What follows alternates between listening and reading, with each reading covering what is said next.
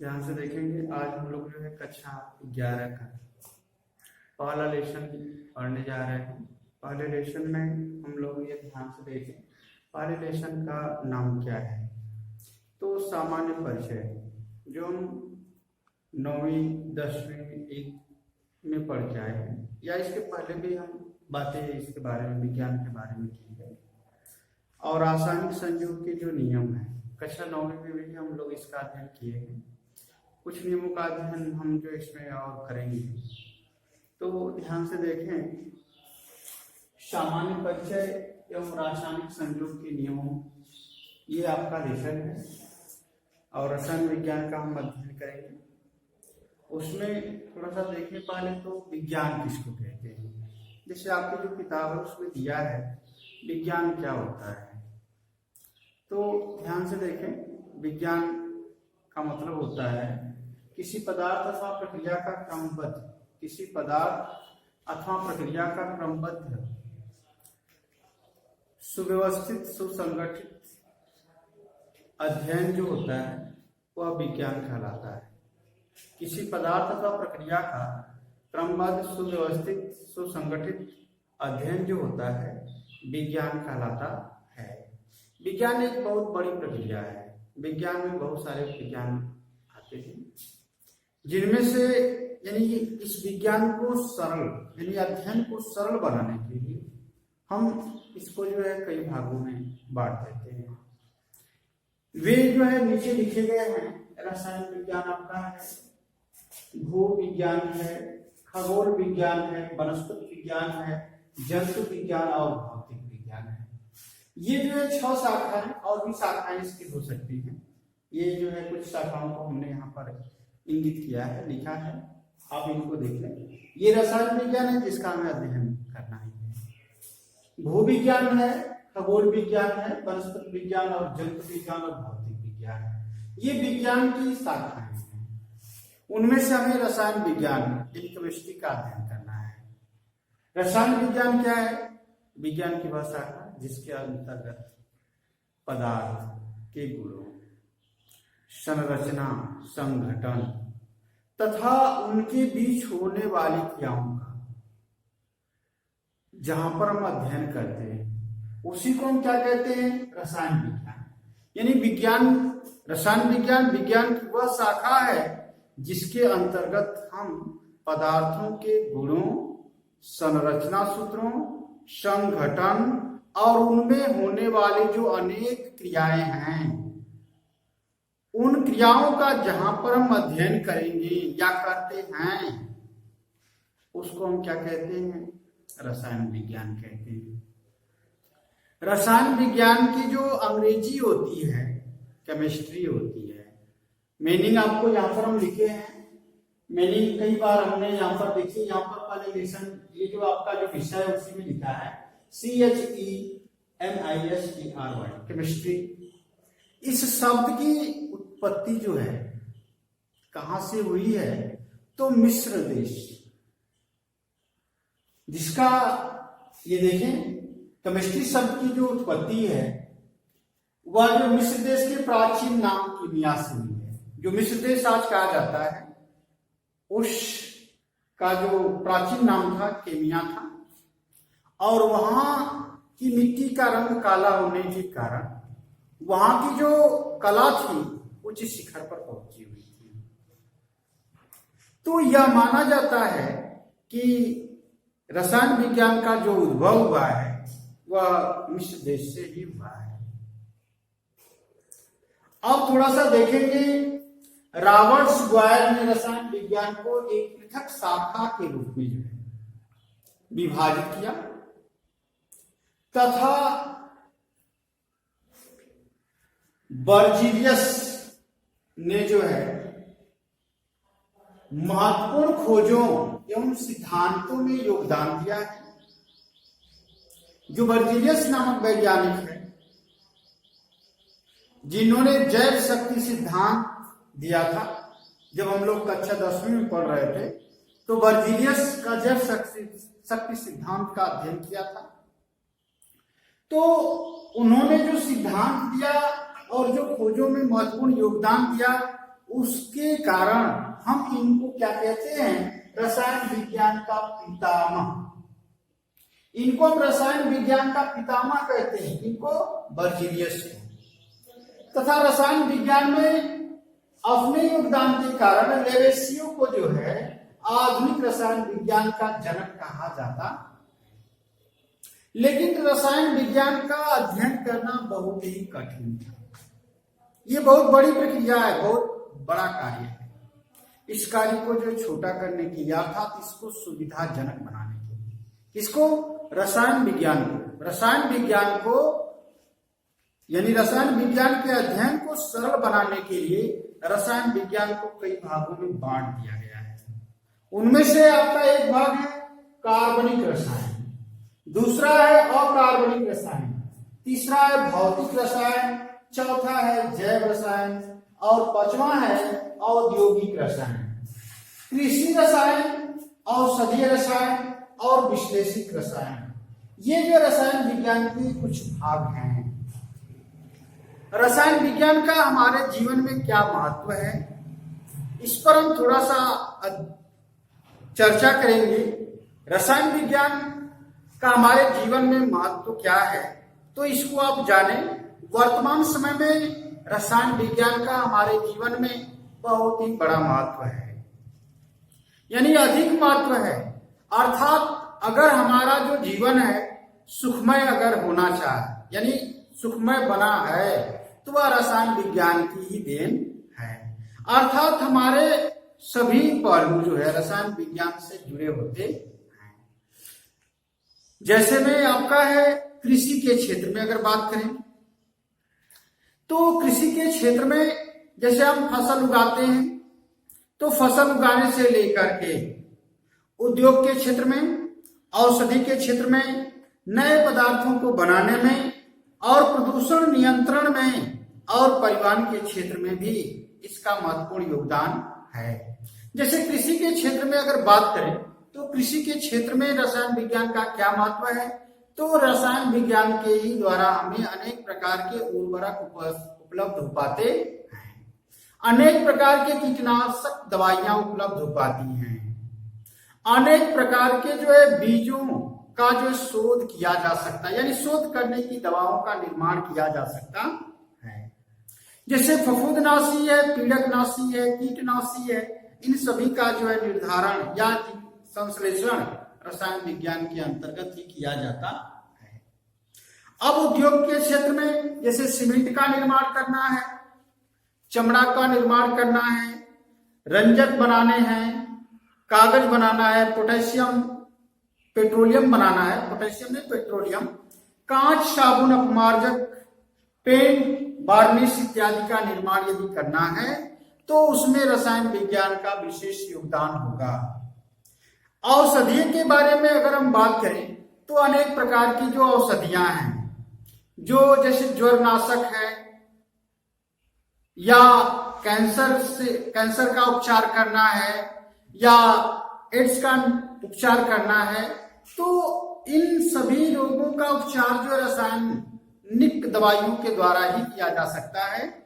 जैसे आपका जो है बात करें कि सिस्प्लेटिन एक दवा है, सिस्प्लेटिन एक दवा है जिसके द्वारा जो कैंसर जैसी बीमारी का उपचार किया जा सकता है।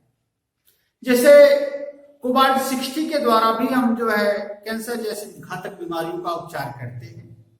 आयोडीन 131 के द्वारा हम गले का कैंसर, ये जो आपका थायराइड ग्रंथि है, इसमें यदि घेगा हो जाता है या कैंसर हो जाता है, तो उसका उपचार करने के लिए वह आयोडीन 131 का हम उपयोग करते हैं। एजिडोथाइलिडीन के द्वारा हम एड्स जैसी घातक बीमारियों का भी जो है उपचार कर लेते हैं। नए पदार्थों का जो है संश्लेषण हम जो है प्रयोगशाला में करते हैं। जैसे सिरेमिक है, अतिचालक है, कुचालक पदार्थों का निर्माण है, प्रकाशिक तंतु है, रेशे आदि का निर्माण जो हम रसायन विज्ञान के ही अंतर्गत करते हैं। नहीं तो हम जैसे हमें कपड़ा बनाना है, रेशे हम तैयार करेंगे तभी तो कपड़े का निर्माण होगा। अर्थात हम जो कपास के द्वारा जो है ये रेशे नहीं बनाते और उससे कपड़े का निर्माण ज्यादातर नहीं करते हैं, क्योंकि बहुत अधिक मात्रा में रेशे का उत्पादन जो है रसायन विज्ञान की ही देन है। यानी बहुत अधिक मात्रा में जो रेशे तैयार किए जा रहे हैं उनका जो यानी कि उनका उत्पादन जो है रसायन विज्ञान के द्वारा ही किया जाता है, न कि कपास के द्वारा। अब परिवहन के क्षेत्र में बात अगर करते हैं तो अनेक प्रकार की जो है ईंधन जैसे पेट्रोल है, डीजल है, कोयला आदि का निर्माण भी रसायन विज्ञान के द्वारा ही संभव हुआ है। प्रदूषण नियंत्रण में बात करें तो अनेक प्रकार के जो है तकनीकी जो है उसके द्वारा जो हम क्या करते हैं, प्रदूषण को नियंत्रित करते हैं। जैसे बड़े बड़े जो कल कारखाने हैं उनमें से निकलने वाला जो धुआं बहुत अधिक होता है, वहां पर हम क्या करते हैं कि जो धुआं निकलता है वहां पर एक यंत्र लगाते हैं। वह यंत्र क्या करता है कि जो वायु में यानी वायु और कार्बन का जो मिश्रण है जो वायु में जाएगा, अर्थात वह हमारे वातावरण को प्रदूषित करेगा, उसके लिए हम वहां पर एक जो है कंट्रोल धुआं और छेपक लगा देते हैं जो विद्युत के द्वारा चलता तो है, लेकिन वह जो है कार्बन के कणों को वायु में मिलने से रोक देता है, अर्थात उनका अवक्षेप बना देता है, जिसके परिणाम स्वरूप कार्बन के कण वायु में मिल नहीं पाते हैं। जब वायु में मिल नहीं पाएंगे तो हमारे वातावरण यानी हमारी हवा को यानी वायु को प्रदूषित नहीं कर सकते हैं, अर्थात वहां पर प्रदूषण की मात्रा क्या हो जाएगी, कम हो जाएगी, अर्थात प्रदूषण कम हो जाएगा। अब देखेंगे द्रव्य और उसकी कणीय प्रकृति के बारे में।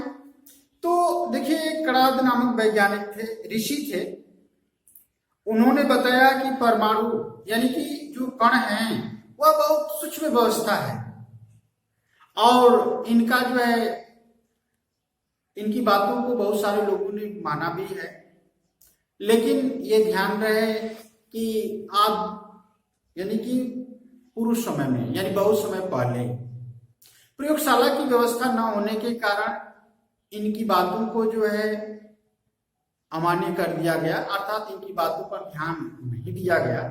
लेकिन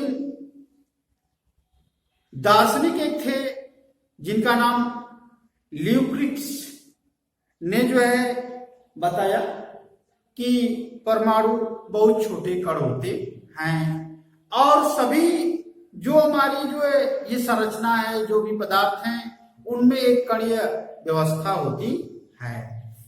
अब थोड़ा सा देखेंगे द्रव्य के बारे में, द्रव्य क्या होता है। कक्षा 9 में भी हम लोग पढ़े हैं द्रव्य के बारे में।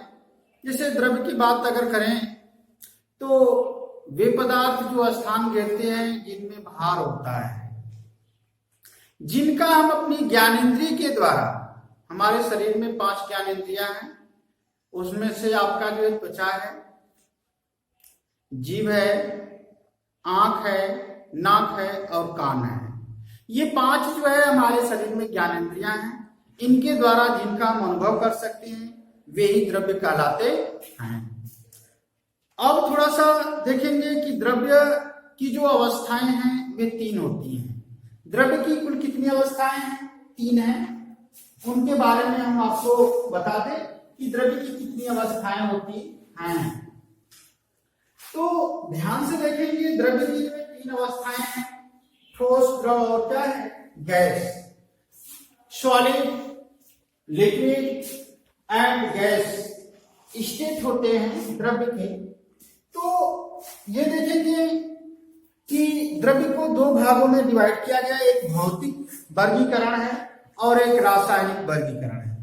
अगर भौतिक वर्गीकरण में देखा जाए तो ठोस, द्रव, गैस 3 अवस्थाएं यानी द्रव्य की जो है 3 अवस्थाएं होंगी, और रासायनिक जो स्टेट में यानी रासायनिक वर्गीकरण में देखा जाए तो 2 अवस्थाएं होंगी, एक शुद्ध पदार्थ होगा और एक अशुद्ध पदार्थ होगा।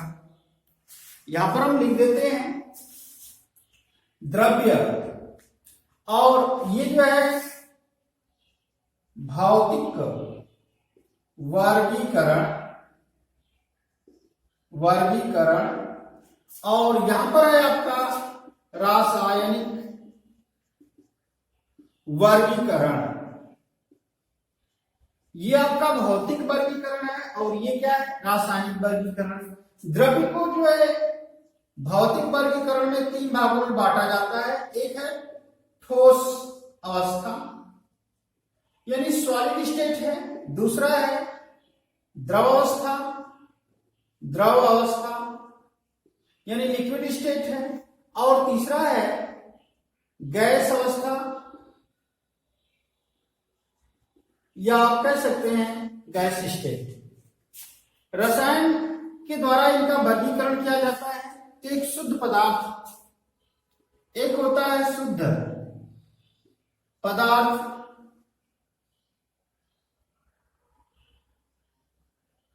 और एक होता है अशुद्ध पदार्थ। ये आपका हो गया। अब ध्यान से देखेंगे, एक शुद्ध है और एक अशुद्ध है। शुद्ध पदार्थ में 2 लोग आते हैं, एक आता है तत्व, एक होता है क्या, तत्व, और एक होता है यौगिक। तत्व और क्या हो गया, यौगिक। तत्व और क्या हो गए भाई, यौगिक हो गए। तत्व जो है 3 प्रकार के होते हैं, धातु, अधातु और उपधातु। पहला क्या है, धातु यानी जिसको मेटल कहते हैं। दूसरा क्या है, अधातु, नॉन मेटल है, अधातु।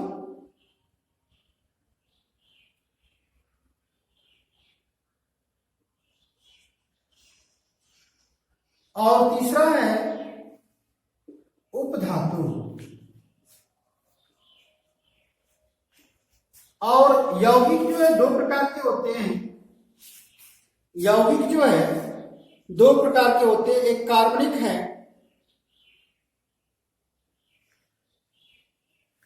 और एक अकार्बनिक है। एक कार्बनिक यौगिक और दूसरा है अकार्बनिक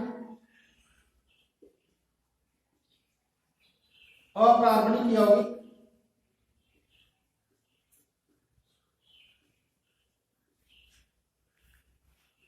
ये जो है अशुद्ध पदार्थ में 2 पार्ट्स हैं। एक है समांगी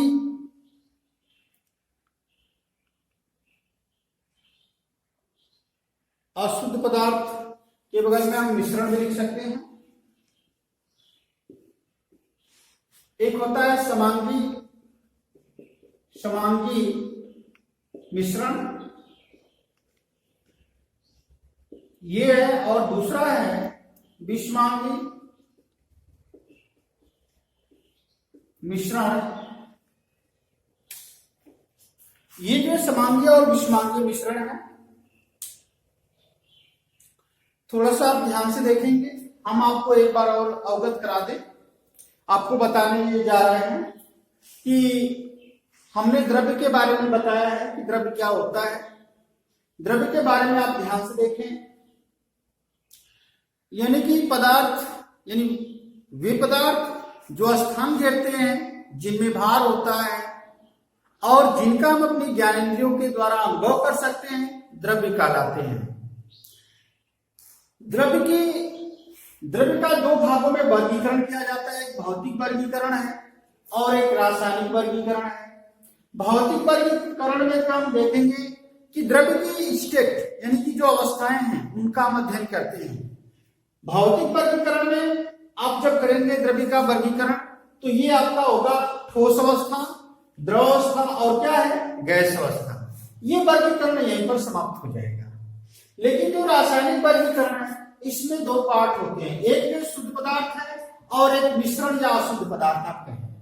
तो शुद्ध पदार्थ के 2 पार्ट्स है, एक तत्व है और एक यौगिक है। एक तत्व है और एक क्या है, यौगिक है। तो तत्व को 2 यानी तत्वों को 3 भागों में बांटा जाता है। एक धातु होता है, एक अधातु और एक उपधातु होता है। वहीं पर यौगिक 2 प्रकार के होते हैं, कार्बनिक और एक क्या होता है, अकार्बनिक होता है। और आप देखेंगे मिश्रण में एक समांगी मिश्रण और एक विषमांगी मिश्रण होता है। तो अब बात करते हैं भौतिक वर्गीकरण, यानी भौतिक परिवर्तन से तात्पर्य हमारा है। भौतिक परिवर्तन का मतलब होता है कि जिन पदार्थों के मूल गुण परिवर्तित ना हो, जिन पदार्थों के मूल गुण परिवर्तित ना हो उनको हम क्या कहते हैं? भौतिक परिवर्तन कहते हैं। तो भौतिक परिवर्तन में आपका आ जाएगा ठोस। जैसे ठोस में अगर बात करें तो ठोस किसे कहते हैं भाई? यानी कि वे पदार्थ जिनका आयतन और आकार, वे पदार्थ जिनका आयतन और आकार क्या हो? निश्चित हो। वे पदार्थ जिनका आयतन और आकार निश्चित होता है उनको हम ठोस कहते हैं।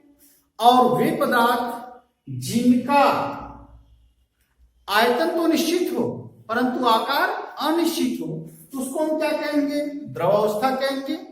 और वे पदार्थ जिनका आयतन और आकार दोनों अनिश्चित हो तो उसको हम क्या कहेंगे? गैस अवस्था कहते हैं।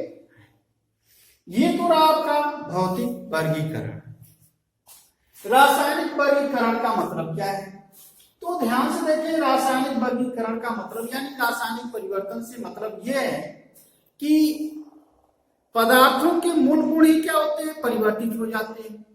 जब पदार्थों के मूल गुण परिवर्तित हो जाएंगे तो उस परिवर्तन को हम रासायनिक परिवर्तन कहेंगे। और ये दो प्रकार से हो सकते हैं, शुद्ध पदार्थ में भी हो सकते हैं और मिश्रण में भी हो सकते हैं। तो शुद्ध पदार्थ क्या होता है भाई? देखिएगा, यानी कि शुद्ध पदार्थ का मतलब होता है कि उनमें किसी प्रकार की मिलावट नहीं होनी चाहिए। जैसे हम बात करें, जैसे चावल है तो चावल में चावल तो होता है, उसके साथ मिट्टी इत्यादि के कण भी उपस्थित होते हैं तो वह शुद्ध नहीं है। लेकिन जैसे हम कह रहे हैं कि कोई भी पदार्थ लिए और उनको मिला दिए तो मिलाने के बाद जो है अगर उसमें किसी प्रकार का अपद्रव्य न उपस्थित हो तो उसको हम शुद्ध कहेंगे। अगर अपद्रव्य न उपस्थित हो तो उसको शुद्ध कहेंगे। और अपद्रव्य अगर मिला हो तो उसको हम क्या कहेंगे? अशुद्ध अर्थात मिश्रण कह सकते हैं।